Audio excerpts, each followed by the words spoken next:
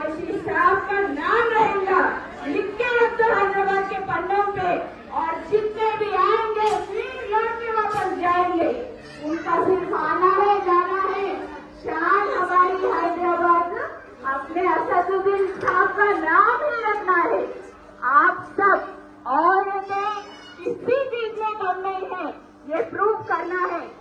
सिर्फ अपने घर के हद तक नहीं है, अब अपनी हैदराबाद की शान के हद में है और अपना नाम, अपने शान को बचाए रखिए।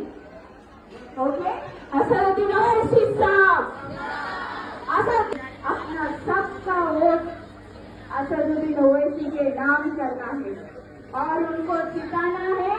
अपना नाक ऊंचा करना है, अपने पार्लियामेंट में अपने तरीके से, अपने साइड से जो बात करने के लिए जो हिम्मत है वो असदुद्दीन ओवैसी साहब है।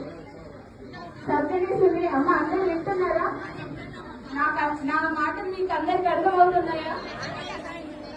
మీ అందరికీ నేను అనాల్సింది ఒకటి, 13th రోజున, ఓకేనా, 13th రోజున ఫస్ట్ నెంబర్ మీద మీ ఓట్ వేయండి.